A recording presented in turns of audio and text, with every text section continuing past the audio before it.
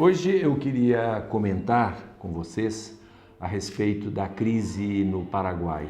País vizinho, estamos muito ligados ao Paraguai, temos um débito muito grave com o Paraguai por causa de 200 e tantos anos atrás, uma guerra entre o Brasil, Argentina e Uruguai com o Paraguai. Foi um verdadeiro massacre, a história não registra favoravelmente se a gente olhar objetivamente esta guerra. E agora temos um problema no Paraguai que esses mesmos países, Brasil, Argentina e Uruguai, estão envolvidos, alguns querendo tirar o Paraguai desse grupo e também de outros grupos. Então eu queria fazer um comentário a respeito disso. Veja bem, em primeiro lugar nós temos o Paraguai que decreta impeachment ao seu presidente. Muitos estão discutindo a legalidade desse impeachment. Quem deveria discutir isso, em primeiro lugar, é o Paraguai. Ou seja, em Paraguai, nós acreditamos, existem instâncias democráticas, existe um poder judiciário que tem a competência necessária para julgar se isto é golpe de Estado ou é um impeachment de acordo com a Constituição do Paraguai. O tribunal, o Poder Judiciário do Paraguai, definiu tranquilamente que não houve golpe de Estado e que houve, evidentemente, um impeachment. Bom, podemos discutir, evidentemente, a questão política, se esse impedimento do presidente Fernando Lugo, se esse impedimento foi muito rápido, se ele não teve oportunidade de defesa, isso depende das leis de cada país. Eu acho que a primeira coisa, não compete a um país de fora ditar regras a um país soberano.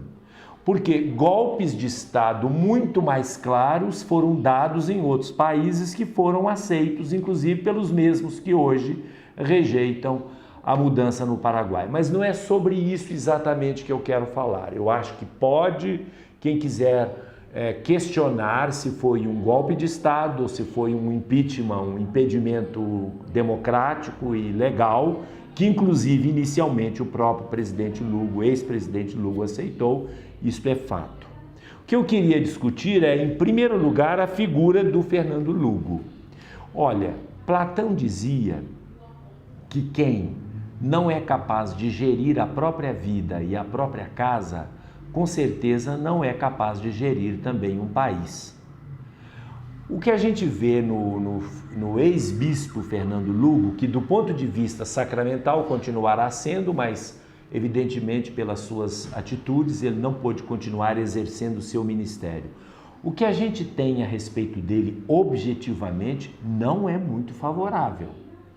Esse homem, enquanto eclesiástico, enquanto padre e enquanto bispo da igreja, tudo indica que, com certeza, ele teve filho com uma mulher, não reconheceu este filho e só reconheceu depois através de teste de DNA. Mas é muito provável que ele tenha mais outros filhos, pelo menos 3, com 3 mulheres diferentes. O problema não é o fato de ele ter tido relações com essas mulheres todas. É problema para a igreja, obviamente, mas o que eu estou querendo dizer aqui é a falta de honestidade dele. Ou seja, não reconheceu a paternidade desses filhos. Não foi coerente, não foi honesto, foi absolutamente desonesto. Eu diria muito mais do que desonesto. Mau caráter. E continuando ocultamente com vida dupla, sendo padre e sendo bispo. Vejam bem, ele não deixou de ser bispo, ele não foi expulso da igreja por causa disso, porque ninguém sabia, estava tudo oculto.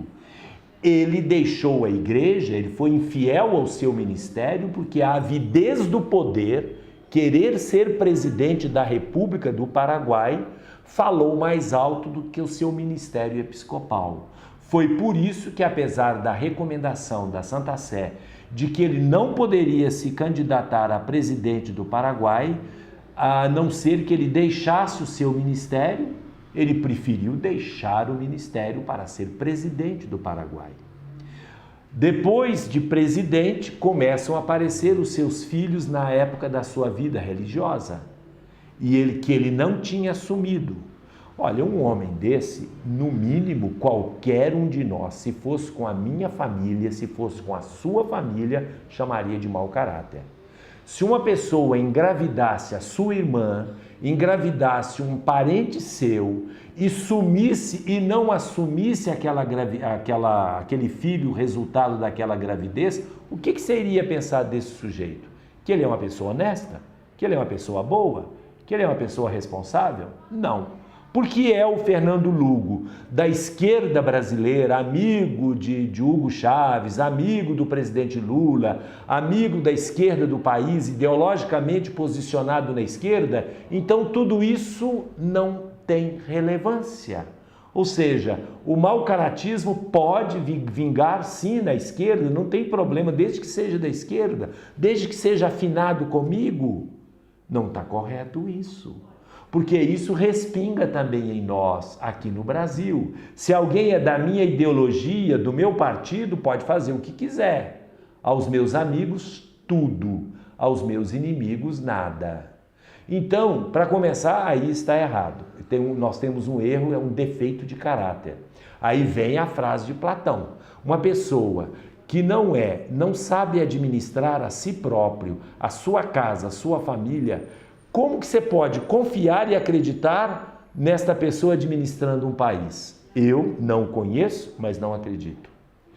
Segundo ponto, esse mais nosso, mais teológico. Quem é infiel a Deus, a Cristo e à Igreja, tem condições de ser fiel a alguma coisa? Tem condições de ser fiel a compromissos? É bem provável que não. Por isso que eu acho que, em primeiro lugar, nós devemos considerar que este homem, independente da legalidade do seu impedimento ou não, que para o Paraguai é legal, ele realmente não tinha condições de governar o Paraguai como presidente da República. Mas aí vem, mas ele foi eleito, muitas pessoas votaram nele. Olha, Hitler também foi eleito, não estou comparando Fernando Lugo com Hitler, mas estou dizendo que pessoas muito ruins foram eleitas democraticamente. Há pessoas que compram o voto, há governantes e candidatos que compram o voto através de demagogia, através de aliciamento, através da sedução, através do paternalismo, através da doação de coisas, ele vai envolvendo as pessoas.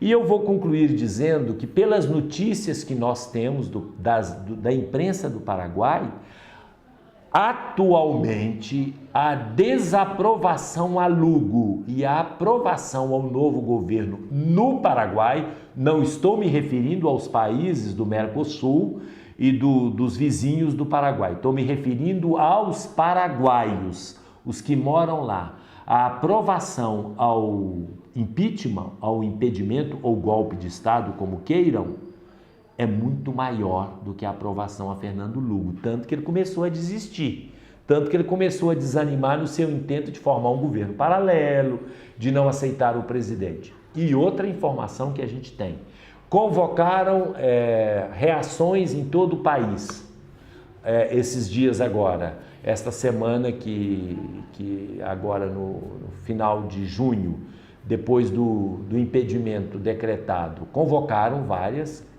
não aparecem mais do que 300, 400 pessoas. Normalmente pessoas ligadas aos movimentos sociais, mas que estão muito reduzidos, estão muito dispersos, porque dentro dos próprios movimentos sociais, disse o arcebispo de Assunção, não existe consenso porque eles foram traídos. Claro que um governante promete 1000 coisas quando ele é demagogo, depois na hora H não consegue. Então ele estava pressionado e por isso morreu esse tanto de gente numa ocupação de terra, tanto militares quanto sem terra morreram. Porque ele estava sem moral para coibir, porque ele tinha prometido 1001 coisas. Então, são os fatos que a gente deve levar em consideração, e eu considero assim, do ponto de vista nosso interno de igreja, Fernando Lugo não tem credibilidade nenhuma para nada. A partir do momento que ele não foi fiel a Deus, a partir do momento que ele não foi fiel à igreja no seu ministério, a partir do momento que ele ocultou coisas muito graves da sua vida, ocultou de má fé, ou seja, nem sequer prestou assistência aos filhos reconhecidos dele, mas que ele não reconhecia, ele reconheceu, não tem credibilidade nenhuma. Por isso que eu sou a favor da deposição dele e de colocar uma outra coisa, uma outra pessoa no lugar, ou outra coisa que eu digo, outra eleição. Fazer outra eleição no Paraguai, quem sabe ele pode até concorrer novamente, mas aí o povo tem que definir se o povo quer de fato que ele volte pelo voto direto e não simplesmente pelas manobras dos países vizinhos. É isso.